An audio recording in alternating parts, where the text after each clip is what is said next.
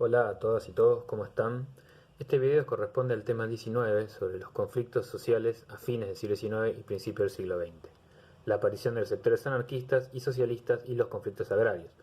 La idea no es repetir lo que ya tiene en nuestro libro manual, El Bosquejo, sino hacer algunas breves explicaciones que les sirvan para la lectura de estas páginas, correspondientes al principio del capítulo 6, Reformas y crisis del Estado liberal. Hecha esta introducción, los dejo con mi voz acompañada de algunas imágenes ilustrativas.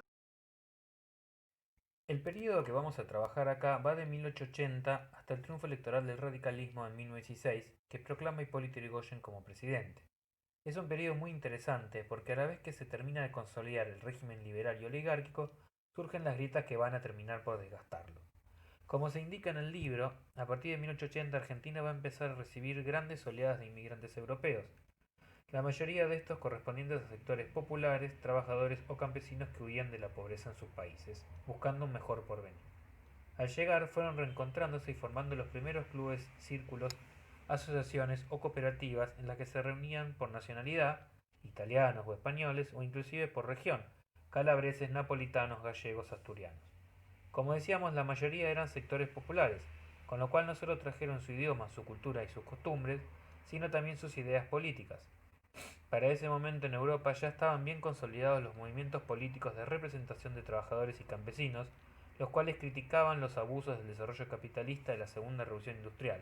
Entre esos movimientos se destacaban los socialistas y los anarquistas, con lo cual, lógicamente, esos dos movimientos políticos crecieron en Argentina al calor de la inmensa llegada de inmigrantes y de las luchas contra las enormes injusticias que el modelo político y económico oligárquico generaba en nuestro país. Ahora bien, si ambos buscaban representar los intereses de los trabajadores, ¿cuáles eran sus diferencias? En primer lugar, el socialismo buscaba principalmente el cambio social a través de las reformas legales y por ende creía que el arma principal era el trabajo parlamentario y la sanción de leyes favorables a los trabajadores. Y en ese camino la herramienta más importante era el partido político y no tanto el sindicato y las huelgas. Mientras que los anarquistas creían que el cambio social debía ser a través de una vía más revolucionaria, principalmente a partir de la insurrección obrera, o sea, generar un nivel de organización y capacidad de protestas que pudiera torcerle el brazo al Estado. Desde esa mirada descreían de las organizaciones jerárquicas como los partidos políticos, apoyándose más en los sindicatos y federaciones obreras de tipo horizontalista.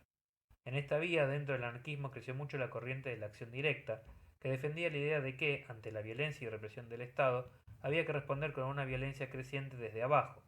Esto se evidencia en los ataques armados que en la década del 900 se volvieron bastante frecuentes, siendo el más importante de ellos el que llevó adelante en 1909 el joven Simón Radowisky contra el jefe de la policía, Ramón Falcón. Otra diferencia de socialistas y anarquistas es que mientras en los primeros dominaban la escena intelectuales, profesionales y escritores, como Juan B. Justo o Repetto mencionados en el libro, entre los anarquistas la idea siempre fue la autoorganización de la clase obrera y el campesinado. Esto también pesaba a la hora del debate entre la acción directa y la vía reformista, más adecuada en ese momento a la mirada de letrados de clase media que a las bases obreras. Por último, la mirada sobre el desarrollo económico también era diferente. Mientras que los anarquistas buscaban el socialismo, o sea, el reparto igualitario de la tierra, fábricas, máquinas y herramientas de trabajo, los socialistas creían que esto podía llegar de manera evolutiva y que antes había que desarrollar en Argentina el capitalismo, para que se consolide entonces el proletariado como ocurrió en Europa. Recién entonces se podía pensar en la revolución socialista. Por eso inclusive defendían la llegada de capitales de Estados Unidos y Europa que traerían el desarrollo y modernización que hacía falta, aunque esto perjudicara a la población local, que era vista como atrasada. Esas diferencias, como se ve en bosquejos, llevó a que cada corriente se organizara en federaciones o confederaciones obreras distintas, la FOA, luego FORA, anarquista, y la UGT socialista, que en 1909 tendrán una breve unificación de 5 años en la CORA. De esta última, de la UGT socialista, se desprendió una tercer corriente, en principio minoritaria, pero que con el tiempo iría a crecer mucho, el sindicalismo revolucionario, a veces también conocido como sindicalismo puro. Fueron expulsados del socialismo por sus críticas a la vía parlamentaria, que a su entender dejaba de lado la organización de los trabajadores propiamente dicha y la huelga como herramienta fundamental.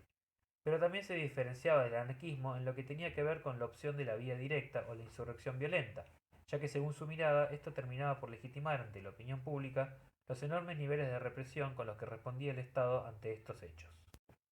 La represión sería durante muchos años la respuesta principal del Estado ante las protestas obreras y populares de cualquier tipo. La línea dura del PAN va a ser liderada por Roca, y es durante su segunda presidencia, 1898 a 1904, que se promulga la ley de residencia que facilitaba la extradición de extranjeros encontrados culpables de delitos. En la práctica, esta ley se redactó y aplicó para extraditar a los militantes obreros más radicales, en su mayoría anarquistas, razón por la cual esta corriente fue perdiendo fuerza a lo largo del tiempo y ya para la década del 20 casi no tiene representatividad dentro del movimiento obrero. Sin embargo, a pesar de toda la violencia ejercida por el Estado oligárquico, durante la década del 900 las protestas no cesaron. De hecho, para los festejos del centenario en 1910, mientras el gobierno buscaba mostrar con todo lujo las mieles del modelo liberal, los conflictos eran cada vez más grandes, extendiéndose inclusive al mundo agrario, principal productor de toda esa riqueza. Entre 1910 y 1912 hubo importantes levantamientos rurales, sobre todo entre los sectores arrendatarios y los jornaleros, debido a la nula respuesta del Estado frente a las sequías y los crecientes precios de los alquileres a los que los grandes terratenientes sometían a los pequeños y medianos productores. Este conflicto llegó a un punto álgido en 1912 en la ciudad de Alcorta, Santa Fe, donde se creó la Federación Agraria Argentina, que hasta la fecha representa a los sectores medios y pequeños de productores rurales. En estos movimientos también tuvieron peso los anarquistas, con sus ligas agrarias y sindicatos de jornaleros, siendo este el sector más explotado del mundo rural. Producto de las enormes desigualdades que se fueron generando al interior del modelo agroexportador, llevaron a que un sector del PAN propusiera una serie de reformas que dieran otra respuesta a estas protestas, además de la represión, que se evidenciaba cada vez como más insuficiente. A partir del informe Vialet-Macé de 1904, los gobiernos de conservadores reformistas fueron generando una serie de propuestas y leyes para mejorar las condiciones sociales de los sectores menos favorecidos, y también cambios en el sistema político. De esta surge la ley Sáenz-Peña, que en 1912 cambia el sistema de votación cantado y voluntario a secreto y obligatorio.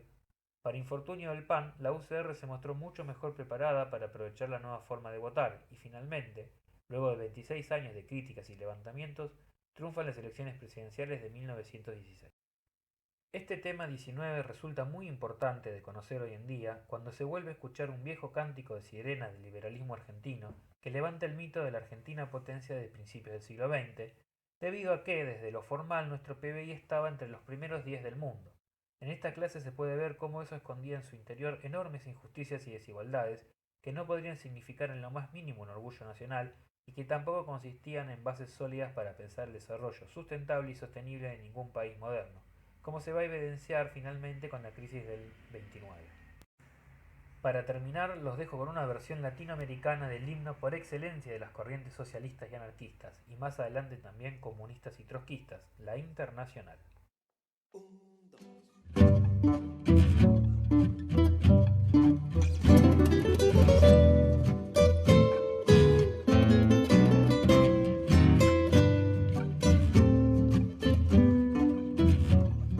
Arriba los pobres del mundo, de pie los esclavos sin pan, y gritemos todos unidos, viva la Internacional.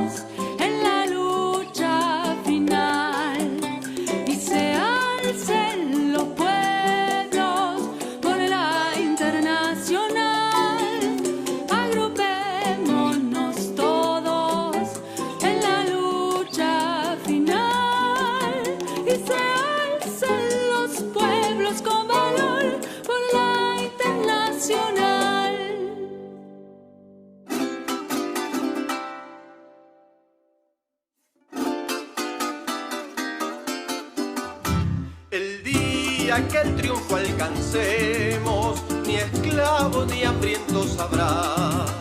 La tierra será el paraíso de toda la humanidad, que la tierra de todos sus frutos y la dicha en nuestro hogar.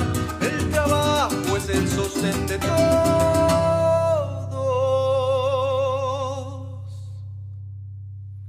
que la abundancia